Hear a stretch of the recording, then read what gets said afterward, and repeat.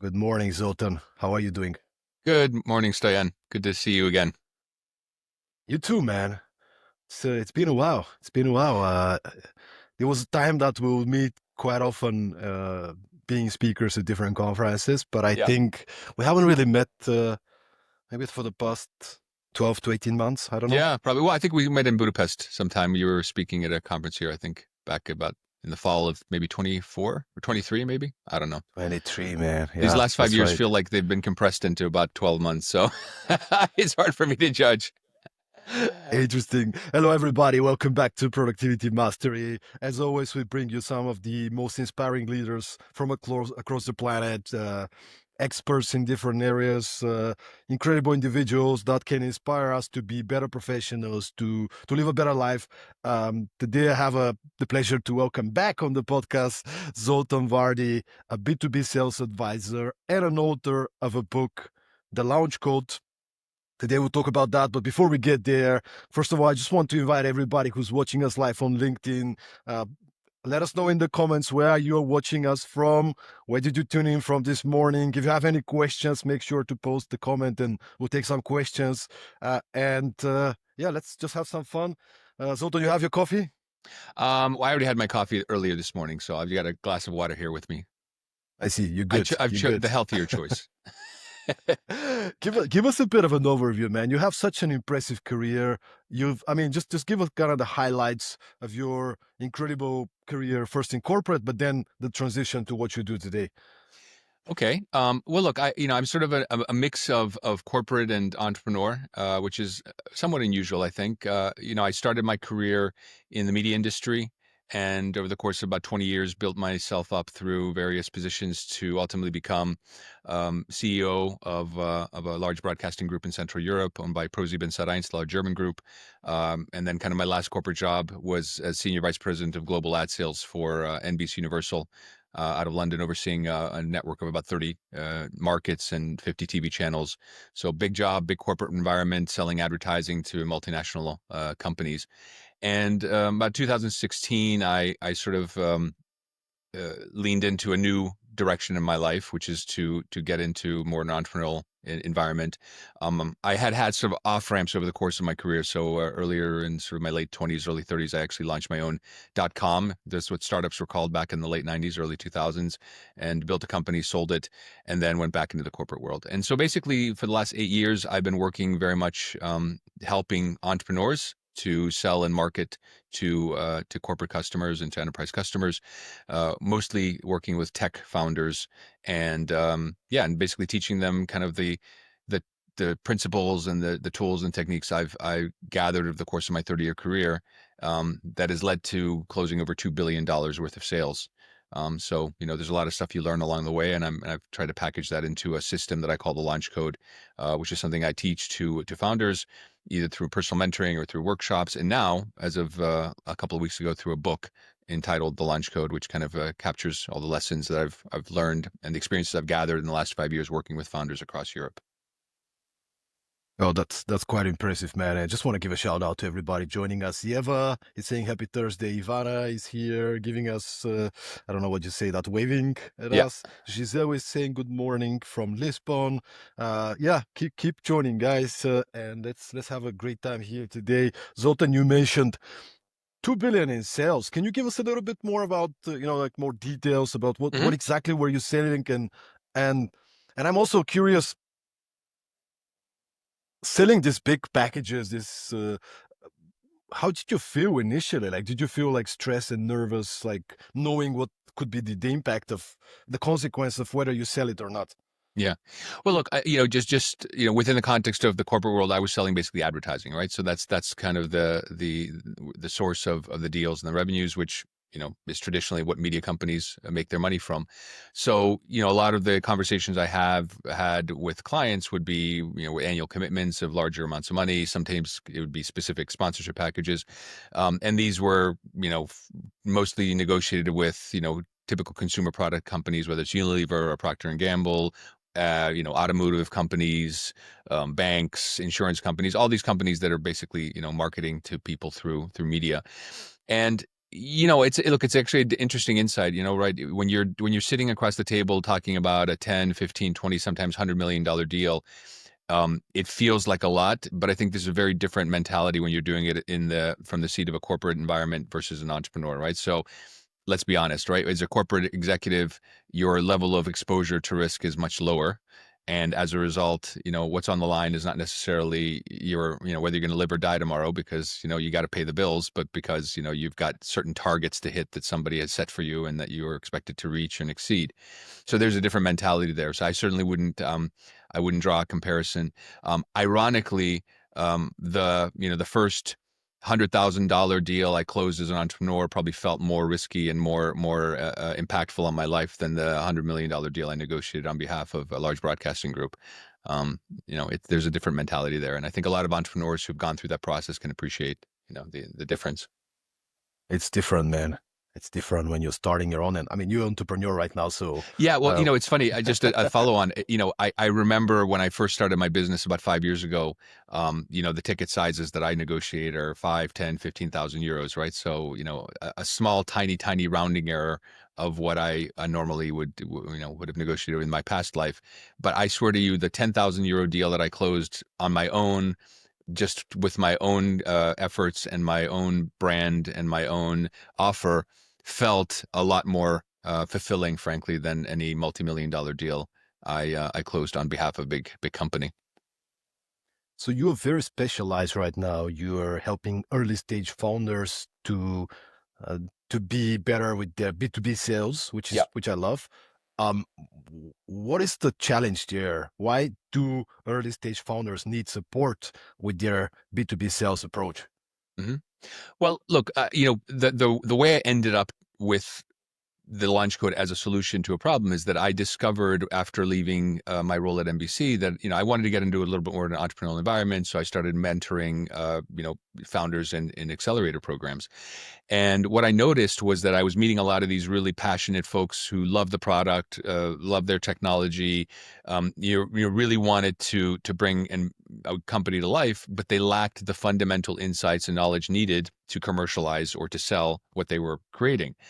And it wasn't because of, they didn't want to. It's just they didn't, first of all, in some cases, they didn't realize they had to, which, certainly from my perspective was a bit of a strange insight. But, they were like, well, people, if I build it, people will come and they'll buy it. On the other hand, a lot of them just didn't have the necessary skills and experience to figure out how to position their product, how to market it, how to sell it. And so what I realized as I started working with these companies is that they needed to have some sort of blueprint to follow, right? It's one thing to say, hey, you should sell it. It's another thing to say, so first you have to focus your offer message, then you have to structure your sales process, then you have to scale your operations, right? So these different pillars of process that in many ways were of second nature to me struck these founders as being entirely new. And so it was after a lot of these type of conversations that I realized that there was an opportunity here for me to help these founders learn how to sell, but also to build a business that would tap into my knowledge and experience.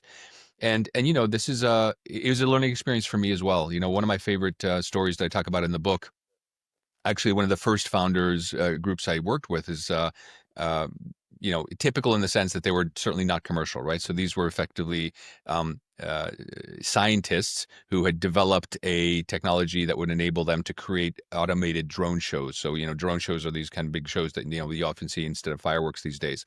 And these guys were my mentees in a program that I had joined called Design Terminal in Hungary. And I started working with them, and it was just such a learning experience where, these folks were like, well, we don't want to promote our content on social media because it's, they're going to steal our technology.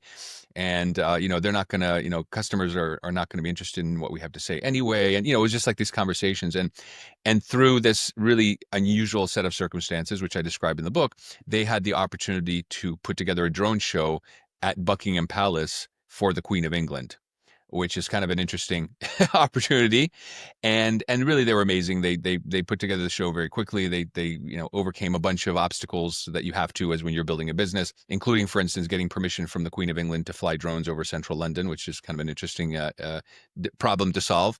But it was after that experience, which in its own was an amazing marketing opportunity, that they just simply couldn't tap into that, and they couldn't grab that as an opportunity to build their business. And in some ways, I talk about this as an example of if you don't lean into the fact that sales and marketing matters, you're never going to build a sustainable business. And so I wrote this book so that you avoid the fate of these folks who have since, unfortunately, have continued probably to operate their business, but at a significantly smaller scale than what they could have.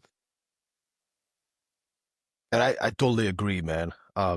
This, we think about sales, the first thing that you think of, there's so many people when they hear sales, they're like, I'm not a salesperson. I Yeah, don't like to sell. We need to hire somebody that's a salesperson. Like there's all those kind of and maybe we can start from there because I want this episode to be packed with a lot of value. We can yeah, start with the mindset. How do we shift this mindset so we actually have the motivation, the yeah, desire, the natural organic approach towards sales, and then we can get into more practically what we can do sure. to improve our sales process. Right. So I think you capture the problem perfectly. An overwhelming majority of the companies that start businesses that are technology focused sort of feel like, or the founders, I should say, they feel like selling is trying to convince somebody to buy something they don't need.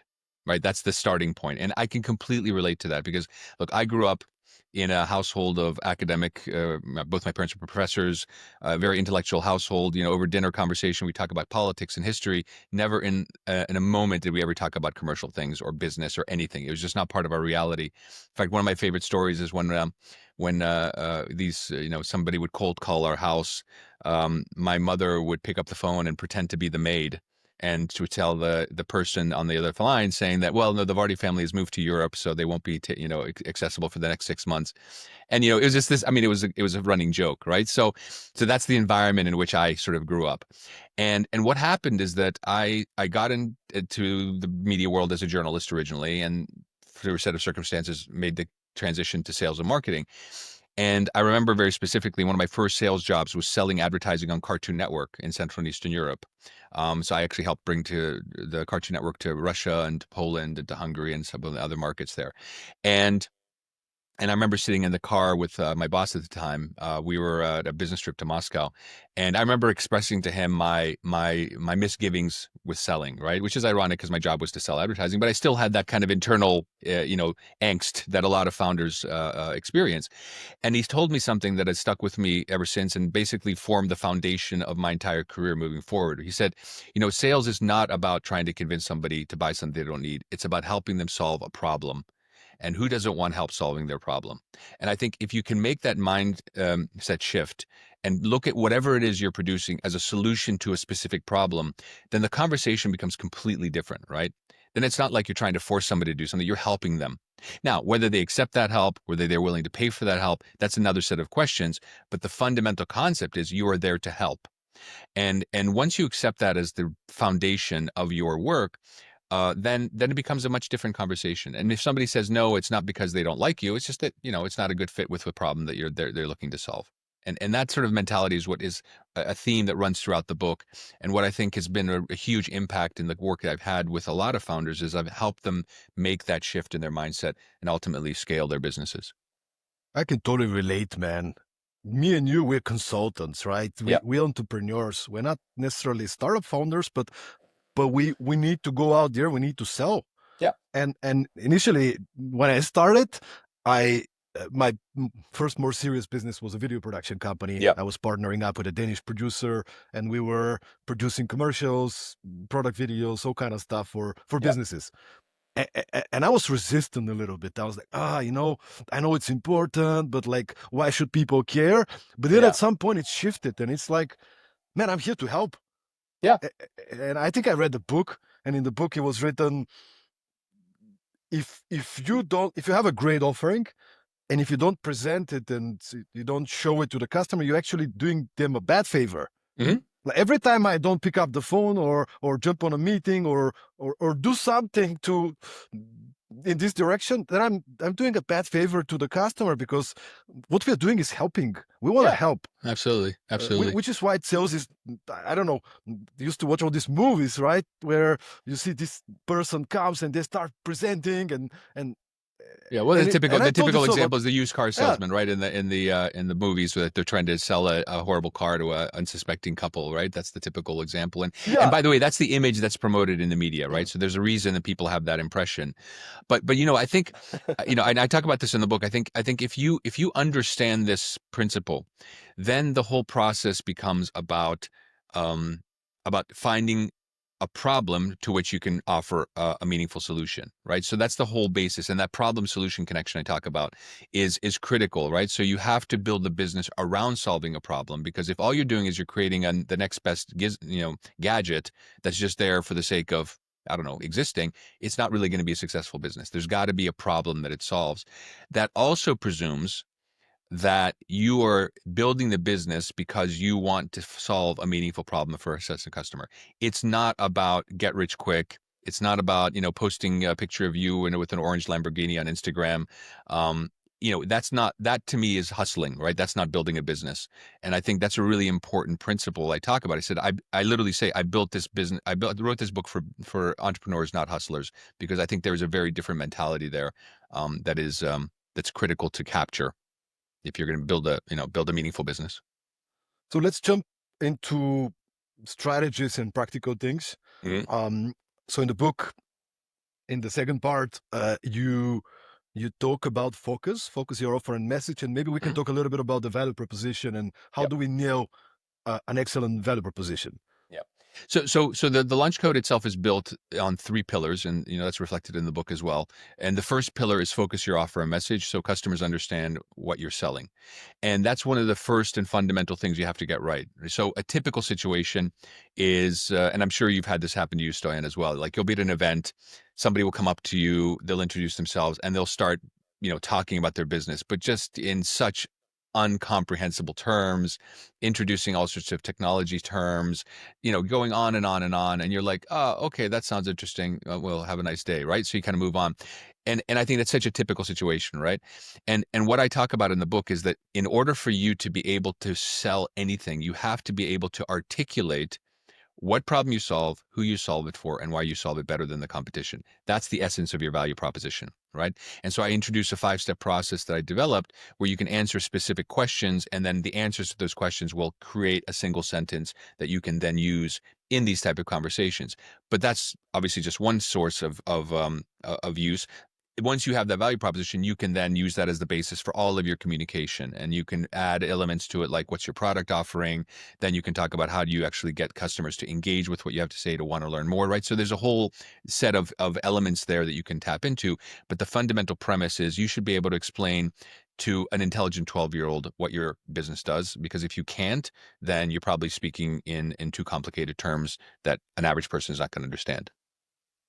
So once you take the time to nail this value Yeah. proposition, maybe with the help of these questions, um, do you advise founders to go out and get some good amount of customer feedback so they can actually see if it works? Because it might be clear, but they might have to tweak it, right? Yeah, absolutely. I mean, it's one of the central premises of building a business, right? It's you create something, you test it, you get the feedback, you iterate it, and you go on, right? So it's this kind of feedback loop that you're building, and it's the same way with your communication. You may have assumptions about what your customers, first of all, who your customer is. You might have assumptions about what your customer wants, but you're only going to really be able to test that if you go out to the market. Which is why one of my favorite expressions from the world of technology is done is better than perfect, right? So you don't want to be in a position. Which is, by the way, something Mark Zuckerberg wrote on the wall at Facebook. You don't want to be in a position where you're sitting there in this bubble perfecting this perfect message, spending literally months fine tuning whether you're going to say shall or will, and then kind of saying, okay, well then we'll see. Like, you've got to create something, go out to the market, talk to potential customers, get feedback, and it's an absolute natural process for you to be able to for you to have to adjust it, right? The concept of you coming up with this perfect solution in the abstract is almost impossible. It's like winning the lottery, right? I mean, it's a possibility, but it shouldn't be a strategy. And so I think that's what I encourage founders to do, is to get out there, talk to customers. And that's why I also talk about the importance of founders doing the sales at the start of a business, right? And I think you referred to this early, right? There's a natural tendency, especially for people who aren't comfortable with that or don't feel that it's that important, to delegate this to somebody else. Worst thing you can do. I think your first 10 deals should be created and negotiated by the founder of the company, because that's how you're going to be able to actually get feedback from customers directly and work that into not only just your messaging, but actually your product itself, right? Because you may have assumptions about what your product needs to have, what features it should have, but in reality, it could be that there's a whole different set of features that your customers want. And so that sort of process of iteration is unfortunately painful. I actually call it the pain of sales, right? It's like that painful process of going out, hearing no, understanding why, going on, but you have to lean into the pain of sales if you're going to be able to successful company, even if you're somebody who doesn't particularly like selling. On that point, especially with tech founders, people that are more introverted, right? I have so many encounters, and I'm sure you had as well, because we both work a lot with acceleration programs and Yeah. go to startup Yeah. conferences where we get approached by people who start to pitch us, right? Yeah. But I get to talk to them. I'm like, how many customers did you talk to? Oh no, our demo is not ready. We're gonna be ready in 3 months, and I'm gonna start talking to customers. Yeah. And you're always like, dude, you're late.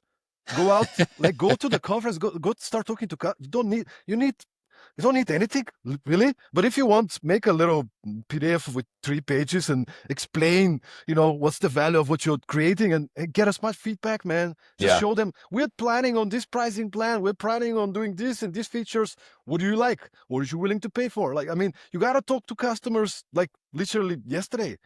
And Yeah. I think that's what they're struggling with. They want everything to be perfect, and then they want to go and start presenting it. Yeah, absolutely. And by the way, just to be fair to founders, that mentality is not exclusive to tech founders. So I worked in the corporate world for 20 years, right? So and I got tremendous value out of it. So I'm not going to knock it at all. I think in terms of just quality, professionalism, delivering deadlines, and a whole range of stuff that I think you get working in a professional corporate environment, which I would encourage everybody to do.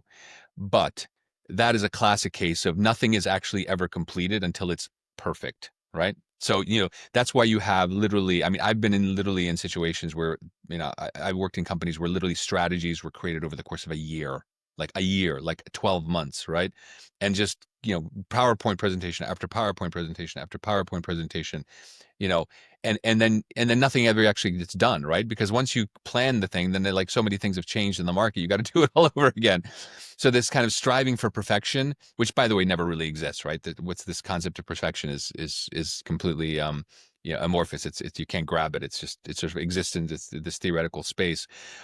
Is something that corporates do as well. And I think one of the biggest lessons I learned from my time there is that no, you cannot build a business that way, right? You can't afford to build that business way. Just like you said, you've got to get out there, get something out there, start working on it, and just know that you are going to have to go through a whole bunch of iterations before you get it right. And even then, I've had this experience myself, and perhaps you can share your experience as well. Is like I thought I had it nailed, like maybe after about 2 years, 2.5 years, exactly what I'm saying, who I'm talking to, what I'm saying to them, what offer and yeah, it works for a while, but then all of a sudden the market changes, and you're like, oh. Now I got to do it all, then you got to like, okay, well, maybe it's not this is the real value. Maybe it's this, maybe I need to offer this product instead of this product. So it's almost like a never-ending story, right? I mean, I think your value proposition is never done. It's just at a little different level of imperfect. Right. And I love that you talk a lot about clarity in the book. Yep. Because when you're clear, and I think that's the mindset, by the way. People think that when you get clear, you never change it, and it's like, oh, this is set in stone. Yeah. I don't want to set it in stone. No, it's all written with a pencil. Yeah. Like tomorrow you're gonna change it, but you need to have some kind of specifics, right? Like, what are you offering? You're talking about the product offering, right? You're talking about the way we're going to approach the market, and the channels we're gonna use to approach customers. I mean, you have to decide on things, right? You Yeah. can always change them, but you gotta decide so you can be maximum effective. Because as a founder, you're always behind time. Yeah. You're always behind time. So this clarity is actually helpful for you and for your team. Yeah. Well, it's also, one of the things I've experienced several times, dozens of times, is when I, for instance, go through the value proposition process with my customers, which is one of the first things I do. It's the first module in the lunch code. It's actually interesting because I will normally notice that through the process as we go through it, and by the end of the time when we've actually formulated that single sentence, I literally see physically a change in the founders, right? Like their muscles relax, their shoulders relax, and there's like the sense of like, oh, I finally understand what we're doing, right? And it's really interesting, because it's like not knowing is like a very stressful thing, right? Because you're constantly like on edge. But once you have that clarity, it really gives you this sense of like, okay, so I know what I'm going to do, I know what we're doing. So this means the next steps are much clearer. So this is who I'm targeting. This is what I'm going to tell them. This is how I'm going to reach them. And then at least you're heading down that path. And as you said, you're going to make a bunch of assumptions. Some of them are going to work, some of them won't. But at the end of the day, you got started with something, and then you can, iterate afterwards based on your experiences in engaging with customers.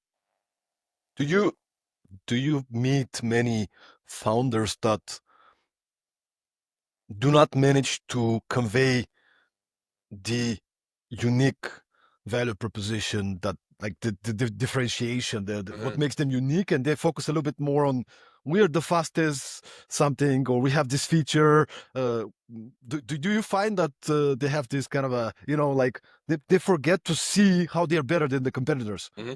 I think, look, obviously there are different. I mean, I worked with over 200 founders in the last 5 years, and I can't say all of them are exactly, successful in applying all the principles that we talk about. One thing I do notice more often than not is not necessarily what makes them different, but actually they try to be too many things to too many people, right? So, one of the principles of the focusing offer a message is you have to say no to certain things. Right. And actually, one of my favorite quotes is from Steve Jobs. It says, focus is not only deciding what you do, it's the thousand good ideas that you say no to, right? And that's actually probably the hardest part of the process, is like letting go of assumptions, letting go of things. And I always tell my founders that I work with is that, you will actually be able to scale your business once you have identified a single problem to which you are the perfect solution. And until you are one possible solution to many different problems, you're not gonna break through the noise. You're not gonna be able to scale, and that process is a painful one again, but it's a critical one to embrace. So if anything, what I see a lot of founders do and say, well, our solution is good for everybody. Like that to me is the red flag. Like everybody, like everybody doesn't buy something. Like a small business customer buys something, or a young woman buys something, or a child buys something, but everyone doesn't buy something, right? So you've got to really, really clarify who your target customer is and what problem you're solving for them. That's the critical step in focusing your offer message. Yeah, and let's assume that they've already done that, right? Hmm. They're clear what's the product, they're clear the customer, Yep. they're clear value proposition, like everything kind of is nailed. Now it's about time to approach. Yep. I love what you're saying, that you need to be very, very focused.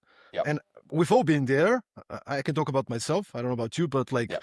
you get excited about all those different strategies, and you get to spread, like Yep. maybe you have the same customer, like target customer, but you're like, ah, we can do TikTok videos, and then we can generate, we can do Facebook ads, and we can do, and all of a sudden you have these 17 different strategies, Yep. and you can't really focus. You can Yep. really, and I mean, B2B, really, I mean, for many of us consultants, for example, having one-on-one time with potential customers or customers is probably one of the best things you can do. So you just need to have coffee with the right kind of people. Like how much time do I spend having coffee with the right kind of people? Yeah. But Yeah. but but yet it's so easy to get distracted, man. So what is your So I mean, approach it's towards called the that? shiny object syndrome, right? You see a shiny object and you turn in that direction. Yeah, look, I think that's one of the biggest difficulties when you get into sort of that stage of your business which you just described, which I call, that's the pillar two, that structure your client acquisition so you close more deals with less effort. That's the kind of the second. So once you focus your offer message, you get into that, and there, I think that I'd say there's two things you have to avoid. And these are typical strategies that a lot of companies do at the beginning. One is the I know a guy strategy, right? That's the basically network-based system, right? I know somebody at this company can do business with them. I know this person at this company will do business with them. And these people may be completely irrelevant to what you're selling, but you happen to know them, and therefore you spend a bunch of time trying to sell something to them. And in some cases, you might actually close the first few deals. Unfortunately, it also sets the bar very high, because a lot of people at the beginning people might do business with you because of your history, your background, but that's not scalable, right? It's just not scalable. The other extreme is when you send out 10,000 emails and hope somebody responds, right? Now, I know that sort of strategy has evolved in the world of AI where, you get messages like, "Hey, I noticed you like fishing. Would you like to talk about my dynamic pricing platform?" Right? So, these kind of like random personalization elements that you get from these emails. But I still don't believe in that as a long-term strategy. I believe very strongly that you identify who your ideal customer is, right? And that's something that you do somewhat through your focusing offer message, but you go a deeper layer when you talk about your ICP or in the ideal customer profile. And then you start reaching out to these people through a whole bunch of techniques that I talk about in the book, getting those initial meetings, getting a top 10 hit list of customers, getting in front of them, and hopefully closing a couple of deals to get you started. Once you have that, you will have gone through a lot of the pain of identifying the precise messaging, the precise target, the precise methodology or channel that works.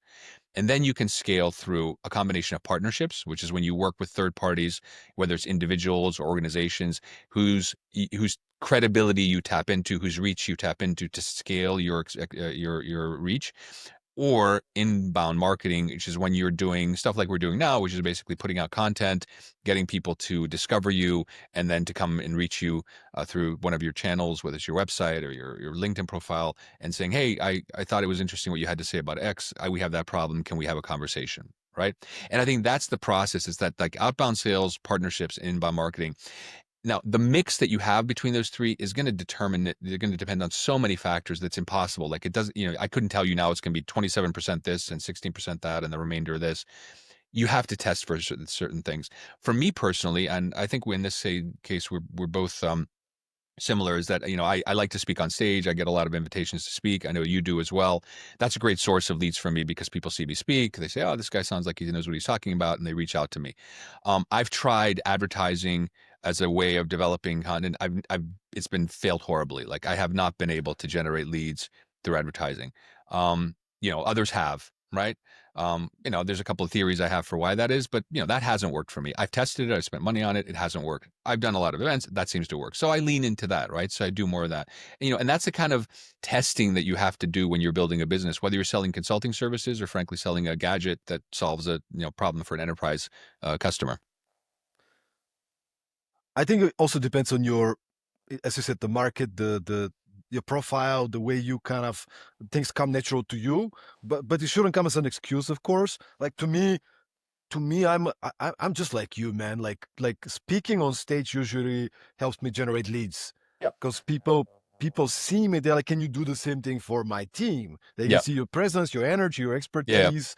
But on top of that, I think when I want to close some deals and generate leads, like for me, I'm always looking into what's the low hanging fruit first. Probably that's good for early stage founders as well, because I'm curious to hear your thoughts on that.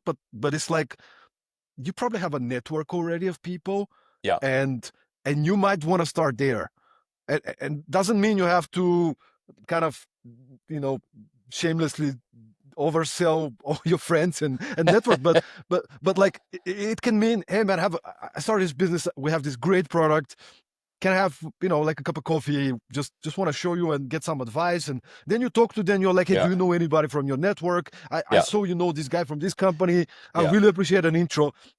So I'll definitely start with my network, or the network of my network. But and I want to be very clear here, you gotta be you gotta make it simple and easy for them to open the door for you.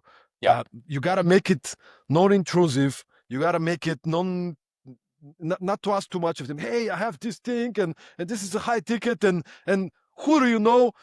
Introduce me to all your contacts. It's like no, right? Like Yeah. Yeah. it has to be in a. But I'll start with my network first.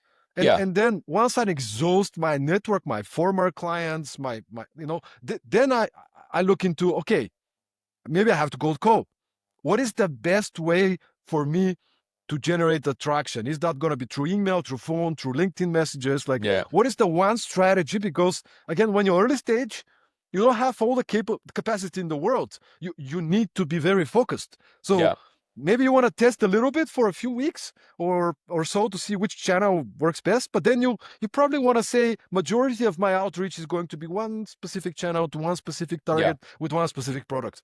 Yeah, yeah. Look, I want to reflect on what you said because I think there's an important lesson there. So, for me, the tapping into your network is a natural first step, and some might say, well, that's like the I know a guy strategy that I talked about earlier. The nuance there is that, and maybe this is obvious, but I think it's worth repeating, is that yeah, use your network, but use your relevant network, right? So it's not something that you are doing because you happen to know a bunch of people that have done for different places. It's because you've identified this type of customer as the company that you want to work with, and you happen to have somebody that you know that works in that company or knows in that is networked in that area, right? So it's a much more targeted approach than just, I'm going to reach out to my network and we'll see. And I think that's an important nuance. The way I play this and the way I describe it in the book is that once you have your ideal customer profile to a certain level of detail that you're comfortable with, you identify the companies that you want to speak to that are match the ICP that you've identified, and then you look at, okay, I want to get into company A. Who do I know that can help me get into company A?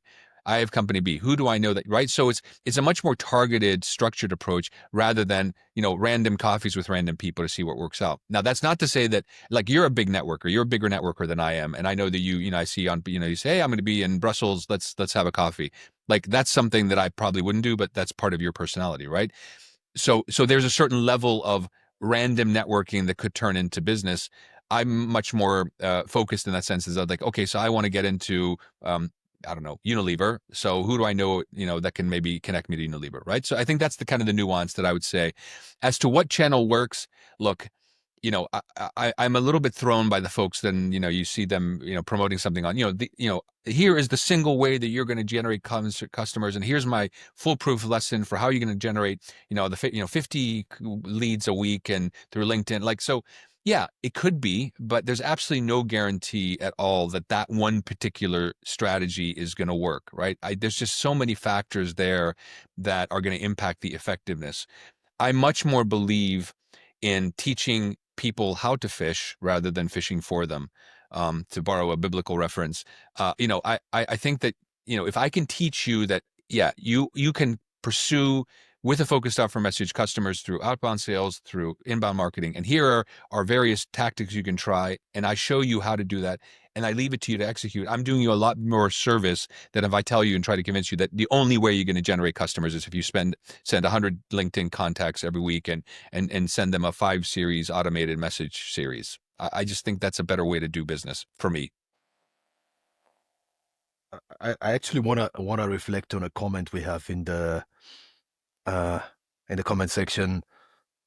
It's not a full one, so I'm not sure we understand it right. So Yeva is sending a comment. Yeva, if you're here with us, please let us know what exactly you meant. But I'm gonna read the comment, and Zoltan, I want you to comment on it. Hmm. Comment on the comment, right? Uh, Okay. so what she's saying, probably based on our conversation, she says cold calls are okay only for 9% of the people actually. Stoyan Okay. with a smiley. 9%.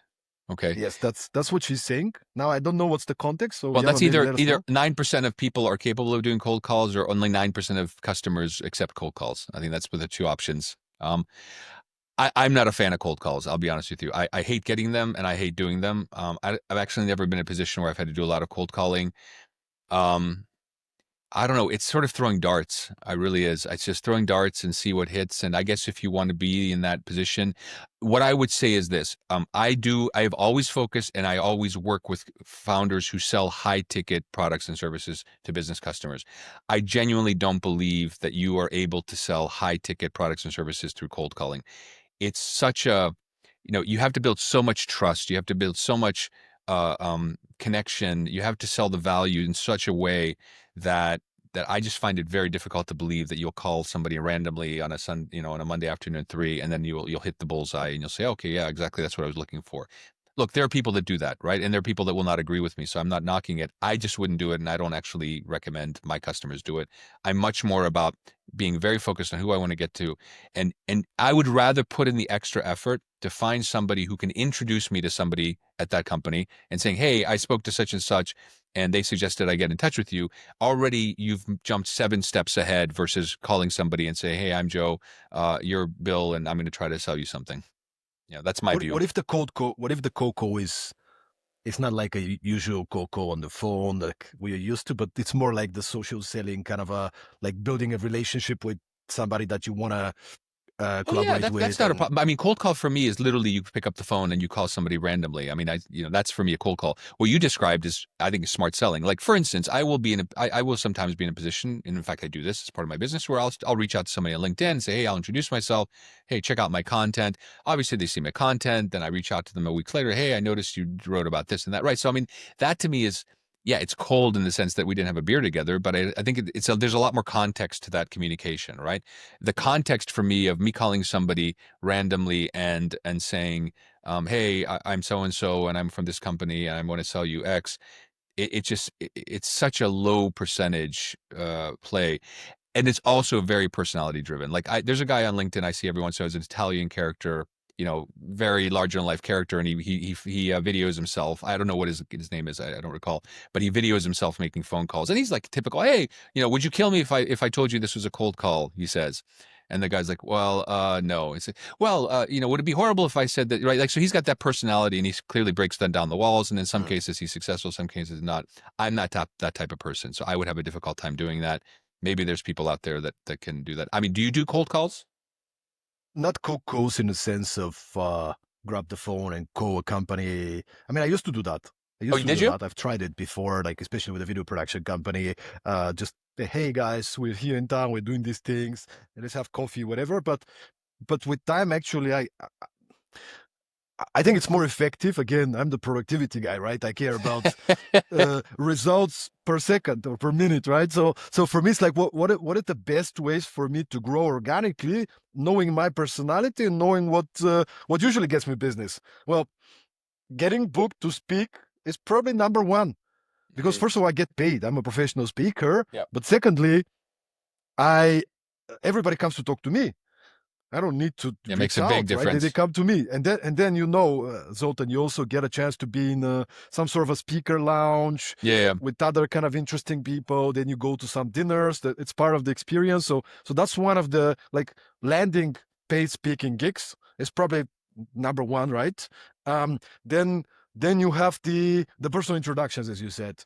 yeah, Um, I want to work with the Lego group. Okay, who are the people in Lego group that I know that I've been connected to? If I don't know anybody, okay, can I actually connect with some of those people, start interacting like a real human? And but I'm a networking, I'm a people person, so it's yeah. very easy for me to hey, love your post. Like I'm not faking it, right? It's real. Like so we have some interactions.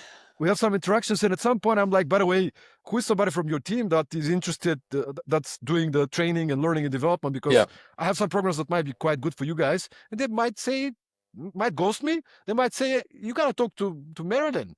yeah. Okay.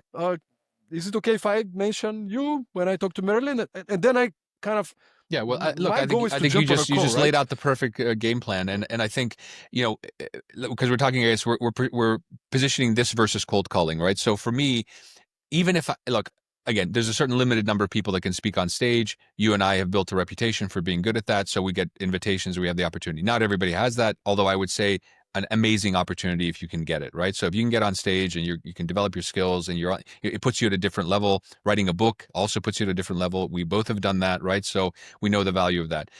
But even if you just show up at a conference where your ICP is there, it's a completely different context. Like in a conference in a break period, you can literally walk up to somebody and say, "Hey, my name is Zoltan.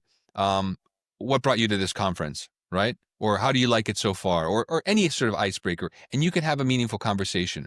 Why? Because the mindset of the people at that conference is, I'm here to meet people. I'm here to have a conversation. I'm here to build my network. They are literally there for that purpose. And so you are meeting people in an environment where they're willing to listen to what you have to say. Now they might not be relevant, but at least you have a meaningful conversation.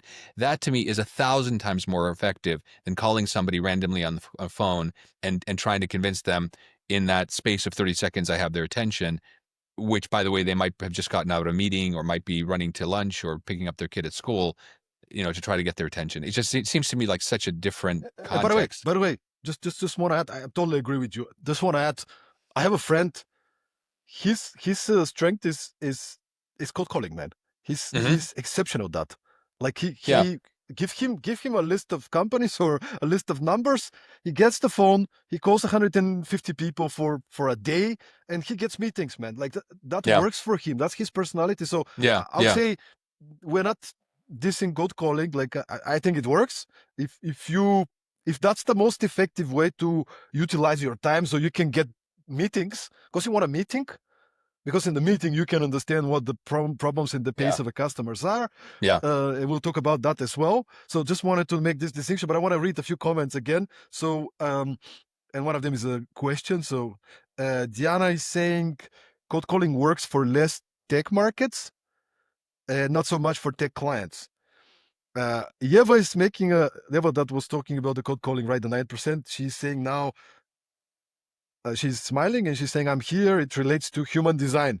She's following human design and she's saying, I'm a projector. I have done so much harm to myself doing cold calls earlier in multi-level marketing experience. Manifestors are great for cold calls. So she's saying, due to her profile, she's not naturally good in cold calling. Yeah. And then she has a question. Yeah, Mhm. go ahead. I'm sorry. The only point I was going to say is, look, some of it's also driven by the type of people I work with, right? So we just spent the beginning of our conversation talking about tech people are generally not particularly open. They don't understand sales. They don't have that type of personality necessarily. So for them to make the jump from, don't bother me, I just want to sell you the product, to, hey, I'm going to call a complete stranger and convince them to have a meeting, is a huge jump, right? To get them to say, hey, why don't you start posting a couple of times a week about what you're an expert in, and just sharing your knowledge. How does that sound? Like that to me is this type of jump versus like, here, cold call a bunch of people. So it also is a reflection of the type of people that I work with in general. I think it's fair to say. Nice one. So first of all, I want to say Diana had a beginning of a question. So Diana, if you're listening now, please give us a more concrete question. So she's talking about B2C marketplaces. They're close to launching in second-hand fashion market. Please post your more concrete, specific question, and we'll get there. But before that, I want to take the question from Yeva. So Yeva is saying sales is relationships, and it takes huge amounts of trust. What are the key elements that help build trust when it comes to sales? Well, I mean, look, trust. What does trust come from? Trust comes um, from talking to somebody who you get the sense is an expert in something, right? So you trust them from a professional standpoint. Trust is also, do you believe this person is honest, trustworthy, does what they say they're going to do, and so on, right? So I think there's a personal element to it, and there's a professional element to it. Um, I guess you build trust in personal interactions. I mean, the impression you make when you first engage with somebody. Are you asking questions, or are you pitching yourself from day one? Right? Like that's one of the things I just did a workshop yesterday. I talked about this. Is like, the most typical mistake a lot of people make is they open the conversation with, "So let me tell you what I do," right? And they drill you all this stuff. And they, rather than saying, "So tell me about your business. What are your biggest challenges right now?" Right? So you get them to engage in a conversation, and you turn that into an opportunity to present your whatever it is you're selling as a solution to some problem that you maybe discovered in that short introduction that they share with you, right? So one is the kind of that personal communication element. The other is building trust through just leaving a footprint in the digital space that proves or that supports the concept that you are an expert in something. I post 4 times a week about one thing, and that's basically B2B sales for startup founders. I'd say 90% of my content is about that. If anybody were to search for me online or go on my LinkedIn, that's what they're going to find. I don't talk about productivity particularly. I don't talk about world events. I don't talk about other things. I might have a position on that, but that's not the business I'm in, right? So I'm building a profile online that supports my expertise in exactly what we're talking about today. And I think that's one of the important trust building factors for anybody out there listening, is that if you are selling a solution to a specific problem, explain why why you're an expert in that. Like, why should people believe that you're a credible person for that? Does that mean you can't occasionally talk about, well, what a tough day it's been, and yeah, I wish I could, wish it wasn't so hard to build a business? Sure, but if you do that every day, you might get a lot of followers and likes, but frankly, I don't know if you're going to get a lot of business. And that goes into what LinkedIn has become. Maybe it's a different conversation, but but basically, I believe very strongly at the end of the day, you've got to present your credibility and build your credibility through your online footprint, and then the personal impression you make. Well, what's your view of this, Stan? On the trust, Hmm. generally, or Yeah, LinkedIn? well, and trust. Like, how do you build trust? I think number one, you over deliver, you prepare freaking well. Like for me, number one, build trust is every time I get a gig, I get booked to do whatever it is. Even if I speak in front of university and I just said, you know what, I'm going to donate my speech, I need to do 120%. That's my Hmm. trust building thing. I'm going to be, that's at least my intention. I hope I'm doing it, but like I'm going to put in the effort. I'm going to put in the time. I'm going to try my best to run the extra mile with my communication, with making sure that I understand the customer. I have their back. I'm not just a speaker. I'm not just a trainer. I'm a partner, Hmm. right? Like, what are your objectives? What are your obstacles? And how can I be there for you? Usually, my clients are learning and development professionals, HR departments in large corporations, Hmm. international companies. That's my number one. Doesn't mean I'm not working with other people, with other organizations, but these are the number one, right? So understanding them, and then um, just putting in the time, the effort, the preparation. People have no idea, Zoltan, how much time it takes to prepare a keynote, Oh, to prepare a absolutely. I mean, speech. yeah. Oh, They, they, I they just completely agree think, with you. Yeah, absolutely. like you you just show up, right? And you have the same. No, I mean, I never have the same keynote because I never have the same audience, the same Yeah. event producer. But I So, believe there are certain blocks that you probably are bringing back in various. I hope you are, oh, because then you're absolutely, probably, man. yeah. No, I have a lot of content I've generated over Yeah. the last 10 years, right? But I need to personalize it. I need to practice. My team has been shocked initially. They were like, "Oh my god, how much time it takes for somebody to prepare a workshop." So anyway, I think number one trust builder is keep your word. It's simple, but keep your word. I mean, word of mouth, man. Like you keep your word. You say I'm gonna send my slides by Thursday. You send it by Thursday. You Yeah. you show up on time. You're positive. When something breaks and it's not working well, you show up with this kind of positive mindset. Like all these kind of things contribute, I would say, for trust building. But same like you, I live on LinkedIn, right? Like I'm there, like I Yeah. post 4 or 5 times a week at least. We're Yeah, doing this can podcast. can we have a bitch session about LinkedIn for a moment? Yeah, sure, man. Let's go. So what has happened with LinkedIn? LinkedIn for me has changed so much in the last 12 months. I genuinely feel like it's becoming some some version of like TikTok or Instagram, where it's Mm. becoming, much more about people posting their personal struggles. And I mean, I've seen bikini pictures now on LinkedIn. I mean, literally, like stuff that I just don't understand. Um, I don't know. Maybe I'm just like the old, whatever, a boomer talking about this. But I just literally, it's just become such a weird place. And frankly, I also see that a lot of the meaningful content is not getting reach, and a lot of this really nonsense, personal branding stuff, is getting tremendous reach. I don't know what your experience is with this. Yeah, but by the way, people who are watching live, let us know in the comments what do you think about what LinkedIn has become. I think it evolved. Um, I I don't think it's entirely like that. I think there's a lot of meaningful posts and content, and I do But what's consume getting as what's well, getting blown up, or what's the word I'm looking for? like Like the what's virality. amplified? What's Yeah, getting amplified? Do you think is it like the from the algorithm. Mm. yeah? I mean, definitely, I would say authenticity, man. I think authenticity. Um, I do see a lot of posts that are engineered to get more views, for example, which I don't really like. The posts that I find most meaningful and they're getting a lot of publicity is talking about real stuff. um I don't know how to explain it, like the authentic posts that are like not just I had a really I got laid off from a company and I feel like bad, but the ones that are real, that are maybe talking about topics that the elephant of the room is being addressed, and but here are some practical things out there. Like, I don't know.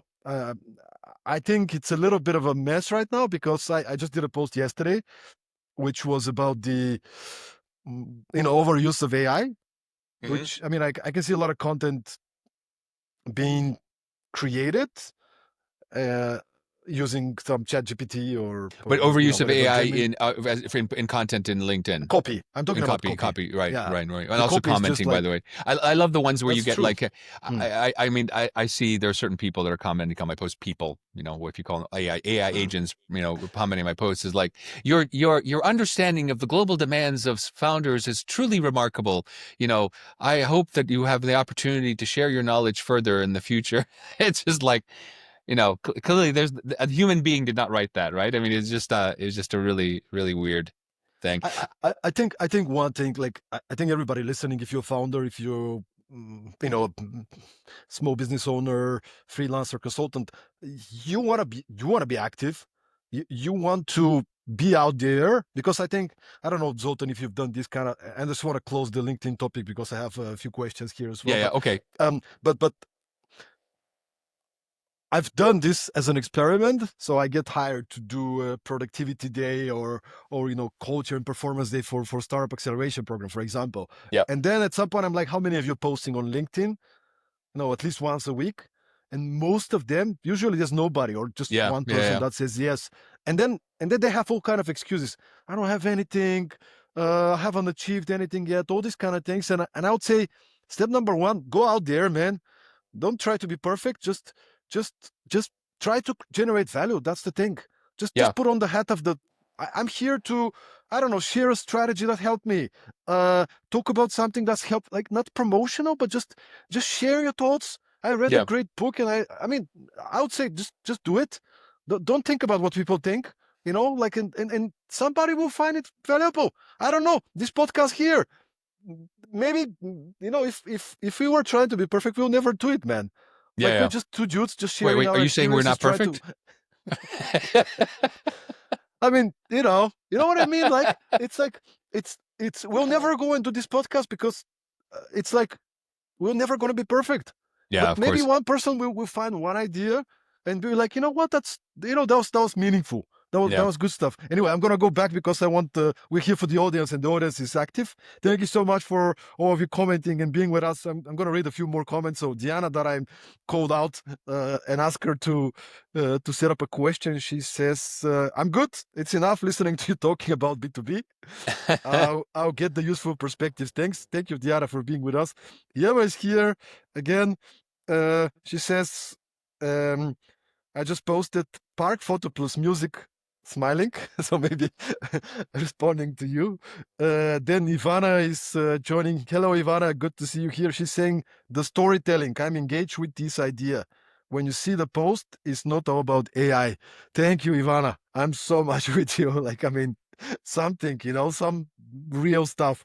Yeva has, I think, another question. What has been one situation you recall you post that has made an impact, real tangible result?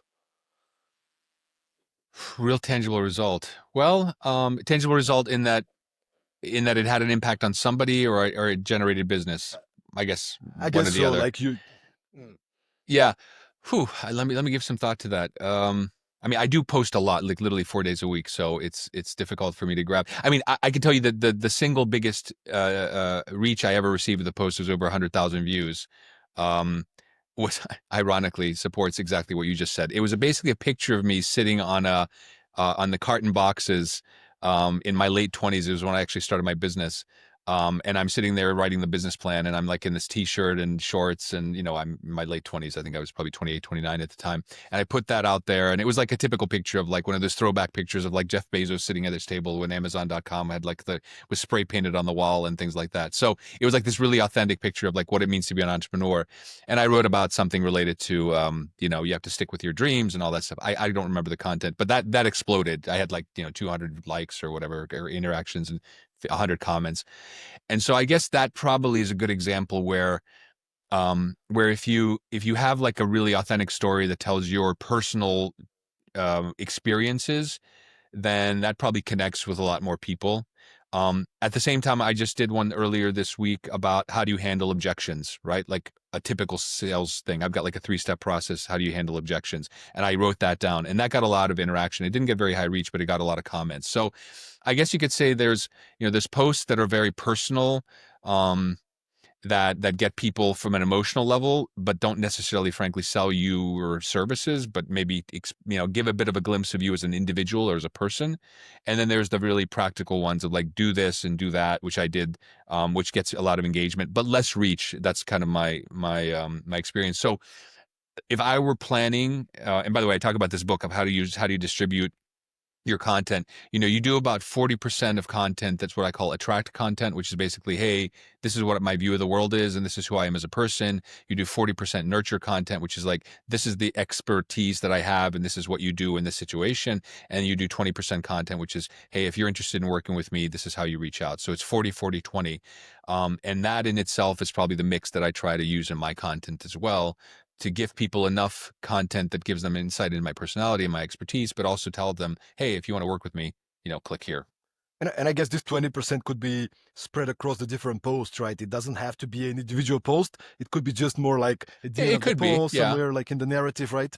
Uh, Yeah, it could be. Although you all do want to give people a clear call to action, right? You got to give them something to do. So, I mean, all right. because I How plan my can you content out a help them? month at a time, whatever I do, 16, 20 posts a month, and I'll obviously the number of posts I'll distribute accordingly. Love it. Zoltan, I want to talk a little bit before we wrap up the episode. I want to talk a little bit about time management when it comes to sales, because I think that's another obstacle, a challenge for founders is how do I structure time for sales? I'm super busy. We're building the product. I'm hiring. I'm, trying to Yep. raise funding, like all these kind of different things I do.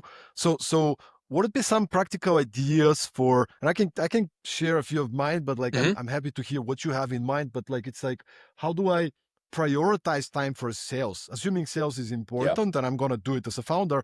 Um, uh, do you recommend people to work in specific blocks? Like, let's say, I don't know, every morning you put together 2 hours before the clients start calling, and then you go out and do your sales thing. Do you recommend them to, let's say, block a couple of days from the week? Like, what do we do so we can make sure that we prioritize sales? Yeah. Yeah, yeah. So I think you hit the nail on the head. It's time blocking, right? You basically devote certain portions of your day to certain tasks. That's what I do. That doesn't mean that it's written in stone and life happens and you get something pushed off or delayed. But broadly speaking, I block out my day in blocks of time. Like I'll do my social media stuff in the morning. I'll do my kind of thinking type of writing in the morning because just the way I work. I'm more fresh in the morning, and I'll do my meetings in the afternoon and kind of follow up after that. So yeah, block your time out. Um, I'll give you a very specific example. I had a client, a guy out of Poland, who runs a SaaS technology company named Alexander Nemchik, and he was one, for instance, that when we started working together, he said he spent 5% of his time on sales. 5. We started working together, did the launch code, basically went through the program, and I caught up with him about 2 years after we finished the program because I had to speak to him about my book. I actually write about him in the book, and he told me that he had shifted from 5% of his time to 60% of his time on sales. Now, that obviously is a huge shift in commitment, but the results are that he went from having 6 customers in Poland to 50 customers in 9 markets around Europe, and now in the United States as well. Right. So there is a direct connection between that. That's not an accident. Right. So if you commit to sales, if that becomes the most important, or if not the most important, one of the most important functions that you as a founder have, you will actually see results. And by the way, this guy is typical tech founder, not very comfortable in that position. So in like absolutely typical type of individual. So he's not like this outgoing extroverted character who just needed to be reminded of that. He really committed to the process. He got the results. So I think that part of the time and the productivity element is just making it important, and then blocking out times of the day, and frankly taking part in as many customer meetings as possible. Because that's the other thing I would say is like, all the stuff you do in the run up to that is nice, but where you get the real value is when you're sitting in front of a customer, either physically or through virtually, and just hearing from them and asking questions and understanding their problems and explaining how you can help them. That's where the biggest value is. So you That, should commit to having as many of these customer meetings as possible every that's it, week. man. Priority, man. Yeah. Priorities. I worked with an organization in Austria, and they brought me a sales team. They brought me not to help them to be better salespeople because they're already really good salespeople, experienced salespeople, but it was more about helping them to structure your schedule so they can spend majority of their time on the things that generate most value in terms of bringing in clients. And Yeah. sometimes we get so distracted and disorganized. So you gotta keep it simple. Like for Yeah. me, I just want to add this layer as well. I'm planning weekly in terms of how my time would look and also how my sales time would look. Because there's weeks, in a couple of weeks from now, I'm going to fly to Cologne to do 3 keynotes in Germany. And then from there, I'm flying to Azerbaijan to do a 2-day boot camp. Now, Hmm. I'm not going to have a whole bunch of time to sit home and reach out to clients and have meetings. I just don't have the time this week. But then again, it's going to be like, okay, if I'm there doing 3 keynotes in Cologne, well, I'm going to have a day there. And probably today or tomorrow, you'll see a post, hey, I'm going to be in Cologne. Any of my contacts in Cologne. So I'm going to reach out to some learning and development professionals in Cologne or try to get introductions because I want to still have a little bit like, there's weeks that some founders will have a product launch or something else. They'll be really busy. That's fine. But then weeks that you are more, let's say, more solid, there's not so many Yeah. different things you can decide. And for me, that's easy to say. Looking at my schedule, this week I plan to allocate 10 hours in sales activities. Yeah. I might not be super concrete. Maybe I have this uh, 5 leads for big training programs, and then I have to create the proposals.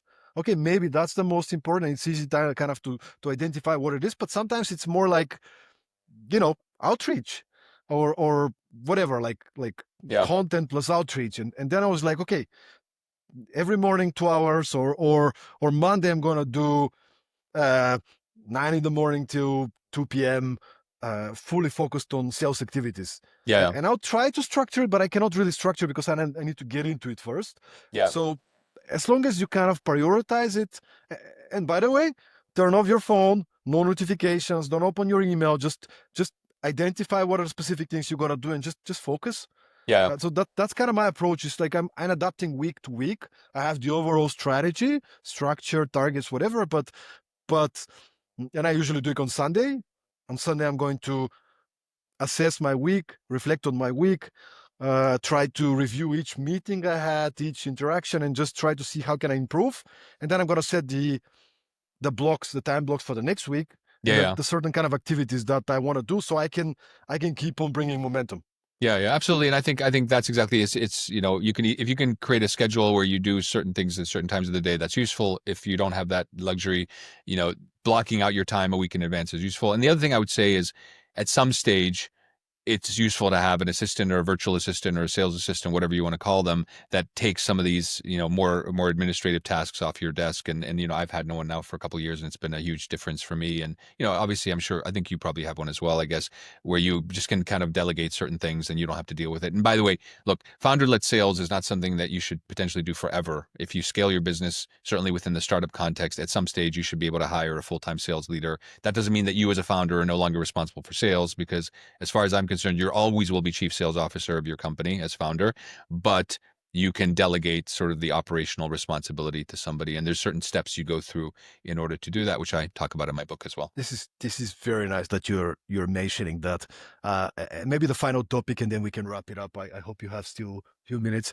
Mhm. Um, so we had the founder of a company called Tepehawk, which is the first Bulgarian unicorn company. It's a fintech.